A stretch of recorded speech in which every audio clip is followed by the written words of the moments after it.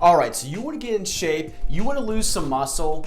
Well, where do we begin? In this video, I'm going to show you how to write down a simple fitness program, whether it's going to be a weightlifting regimen or even a cardio program. What's up, guys? This is Butch with Fitness Psychology, where I discuss all topics relating to mindset, fitness, and nutrition, because those fundamentals are going to ultimately help you to become a healthier and happier you. So let's just jump right into the video. But before we start, let me know down below, what kind of program do you want to start? Do you want to lose some weight? Do you want to gain some muscle? Let me know in the comments down below, guys. Also, I want you to stick around towards the end of the video because I'm going to give you a very simple tip that's going to help you to really see the results when you start a program. All right, first things first, you want to keep things very simple with a program. You want to determine what is your goal first. So set a goal would be priority number one. If you're doing a weightlifting routine, do you want to lean out a little bit or do you want to gain muscle? Then with cardio, are you trying to maybe run for like a marathon, a certain race, or are you trying to lose weight? So determine the goal first before you begin writing a simple program. I highly suggest getting a notebook and writing down your goals because that's going to be an easy way to visually track your results. All right, so once you set up your goal, let's just say like weight loss, you then want to determine what kind of program are you going to do. Do you want to start weight training? Do you want to do cardio only? Or do you want to do some sort of combination of both? So determine that, but let's start off with here. Let's go over a simple weightlifting routine. There's a couple factors I want you to include with a weightlifting regimen. Let's just say your goal with a weightlifting routine is to gain some muscle. So now you want to determine let's put in a few factors within your program. Let's determine how many days do you want to work out? Do you want to do 3 days? Do you want to do 5 days? Do you want to do 6 days? Determine how many days that you want to work out. All right, so you determine how many days you want to work out. What muscles are you tackling on those specific days? Okay, so let's just say you're picking 3 days that you're gonna be doing a weightlifting routine. Within those 3 days, you wanna make sure you're probably gonna get your whole entire body.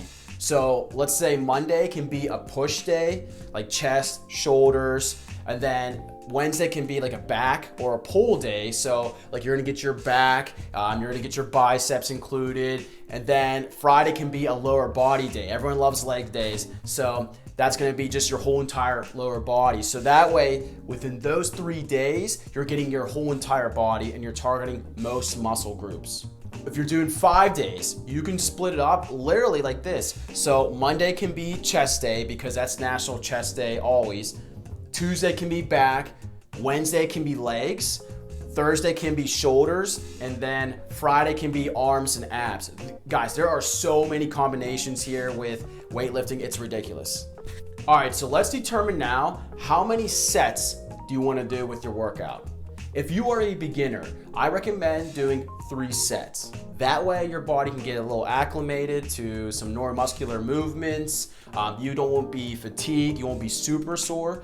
So I would recommend starting off with 3 sets if you're a beginner. When you become more advanced, that's when you can go ahead and do like 4 sets. You can do 5 sets. But remember, right now for this video, we're gonna keep it simple. Also remember to give me a thumbs up though. Okay, so with sets, there comes rep range. There are so many debates and topics about what's the best rep range for gaining muscle. I personally think, in my opinion, and just from like what research has shown, is it's gonna be anywhere between 8 to 12 reps.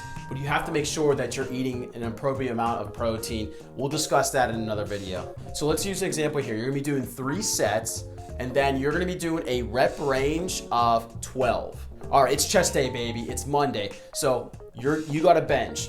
You're gonna do bench press now. So 3 sets, 12 reps. When you get all 3 sets at 12 reps, that's when you wanna increase your weight. You don't wanna stick with the same weight for 6 to 12 weeks. You're not really gonna make much progression. So once you get all 3 sets of 12 at a specific weight, increase it.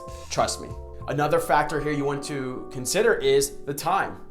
It's kind of a good idea to have a set time that you want to work out so you can actually plan out when you want to eat, your post-workout or even a pre-workout meal, because like a pre-workout meal, for example, is really gonna help fuel you for your workout, for your weightlifting. So figure out what time do you wanna go. I love working out early in the morning because I can just get done way easier that way in a proper sequence that I want to do. So figure out what time works best for you. Is it evening? Is it morning? Is it lunch? The last factor I want you to consider with a weightlifting program is the duration. So what I mean by that is, how long do you want your program to be? And again, there are a thousand options you can do here. I love it. So if you're a beginner, I would say the sweet spot with the new weightlifting program is gonna be anywhere between 4 to 6 weeks. 4 to 6 weeks, in my opinion, is gonna give you the best bang for your buck if you're trying to gain some muscle. Just because it takes a while to actually develop muscle. It takes anywhere between 6 to 8 weeks, depending on the person and the protein intake you're having. But that's why I really like to have a 4 to 6 week program scheduled out, because that is just enough time to get your muscles fully developed. So pick the duration that you want to do with your routine. Guys, let me know down below, what kind of weight training program do you want to do? Do you want to do something where it's hypertrophy, so you're trying to gain muscle, or do you want to kind of lean out? Let me know down below. Okay, so now we're on to a cardio program here. All right, so remember, you want to figure out what is your goal right now with the cardio program. Let's just say it's going to be weight loss. Now, there's a couple factors here we got to include with your cardio program.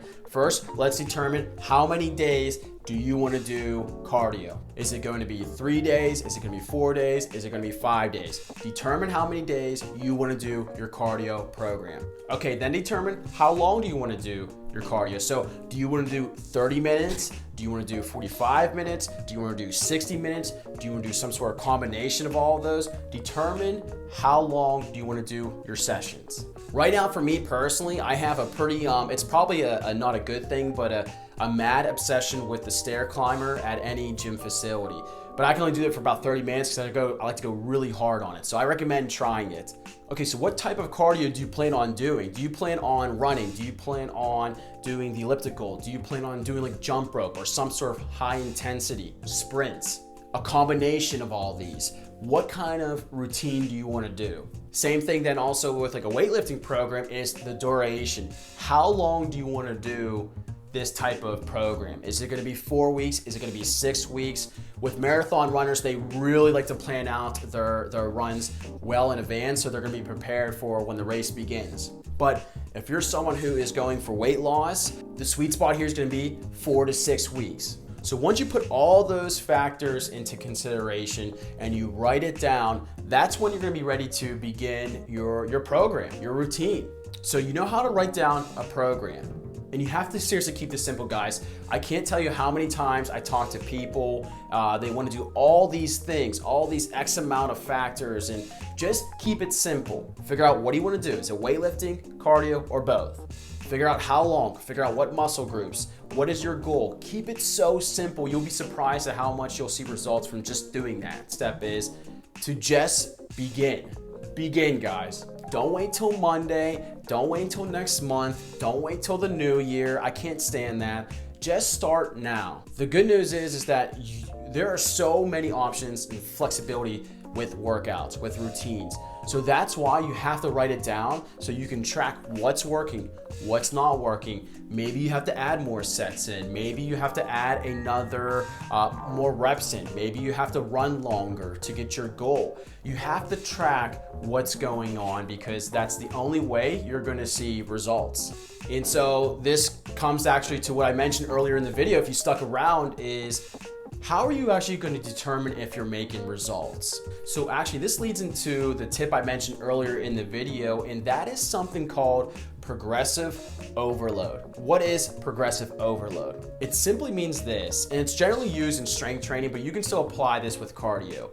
It simply means is that if you increase either a rep, your frequency, the amount of volume, the amount of weight, the amount of your running distance, maybe those 30 seconds, 5 minutes. If you're gradually increasing something, some sort of factor, your body is going to progress. It's going to change. That's how you see results. When you're working out, your body's going through a stress, essentially.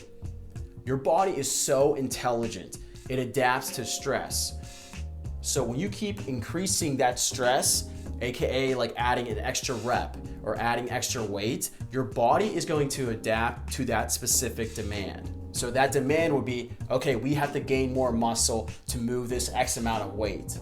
So progressive overload, you have to track your results to see the results you're trying to strive for. So apply the progressive overload principle with your workouts. If you're on a treadmill and you're running 7 miles an hour, why don't you just make it 7.1 miles per hour? And trust me, you will see the results. You just gotta be patient. But all right, guys, that's it with this video. I really appreciate you guys watching. This one was a little bit longer, but believe me, if you write down a simple program and you follow it and you apply all these factors I just included previously in the video, you will see results and you're gonna feel fantastic about yourself. You're gonna feel healthy. You're gonna feel happy. You're gonna feel confident. Who doesn't want that with their life? So without further ado, hey, I'll see you guys on the next video. Until next time, keep working on yourself. See you.